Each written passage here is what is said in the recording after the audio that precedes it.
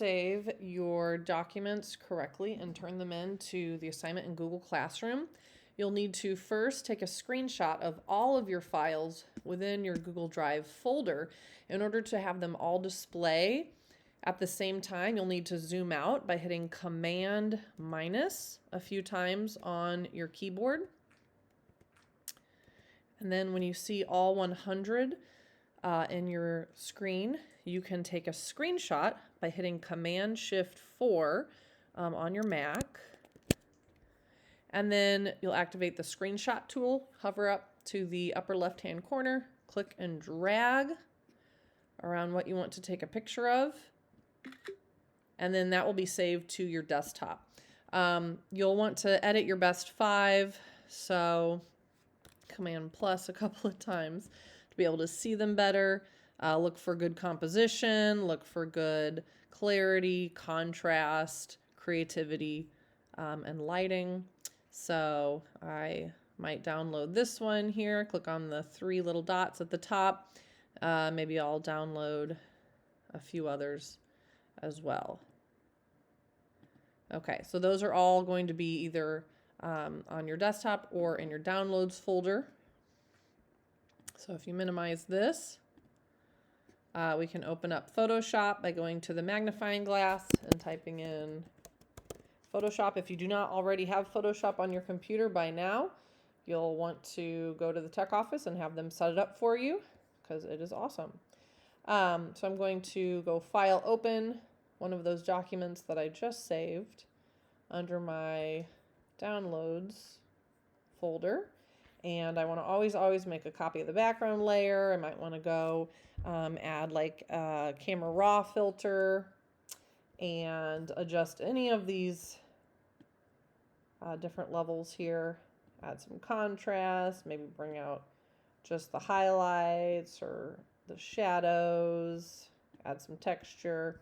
You can really have fun moving all of these different indicators around, and then you can kind of see what it looked like before and after. Click OK, say I'm done, File, Save As, a copy. And then JPEG should be the option that you choose under Format. Don't just title it .jpeg because that's not actually changing the file format, because by default it will go to a Photoshop document if you aren't careful. So click JPEG, you can save it. I like to save it on my desktop just so it's easier to find.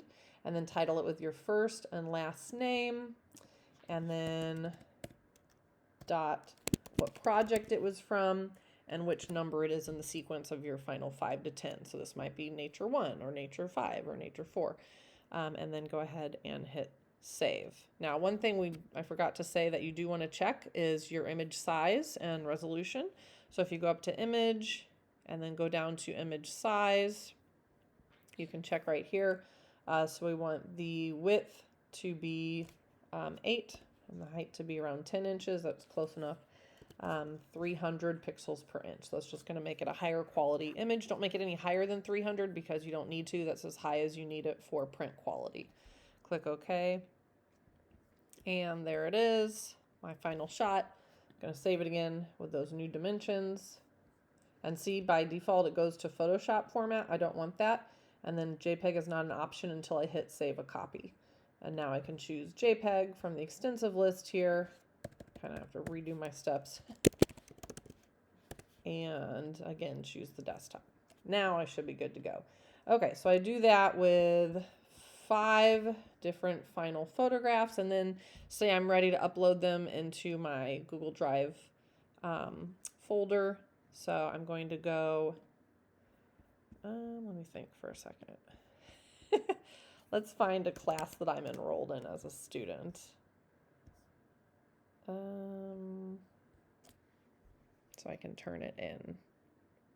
Oh, here we go.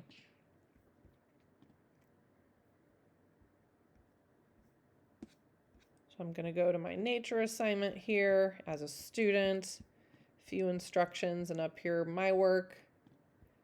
I'm going to add or create. I want to add a file because all of these are saved as files on my computer. So I'm going to upload that screenshot first of all to show what I took pictures of, and that's going to be located under my desktop folder.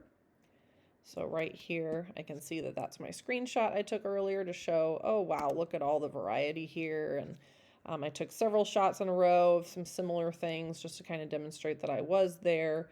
And I want to see some variety, that you took pictures on different days and different settings and different lighting, different times a day, just all kinds of pictures from both in and out of school. Okay, so that's a pretty good screenshot. I'm going to go ahead and upload that. So far, so good. And then I want to add my individual files. So for right now, I only made one, but you'll make 5. So I'm going to go upload, browse, and then choose the one that's titled correctly. So first, last name, project number, and then you want to make sure it's 300 pixels per inch and it's an 8x10, and then it doesn't have any weird symbols in the title. Otherwise, it will not print when we send it to print. From Diversified Labs is the printer that we use for this class. Okay, so I'll do that at least 4 more times. Then I'll hit turn in, and it will look something like, oops, I'm on the wrong tab. Let's see.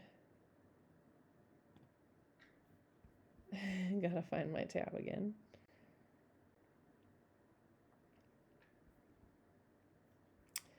It'll look something like this, where you have your screenshot and your 5 final images titled with your name and the assignment that it's under, so that I can grade it easily. Make sure you don't save them as Photoshop documents, because then I have to download each one separately, and it takes a long time for me to do, takes a long time for me to grade. We can't look at them during the critique, and chances are I'm not going to print it. I'm not going to choose it from the huge selection that I see for printing or for saving later as good examples for future students. Okay, thank you so much, and happy photographing.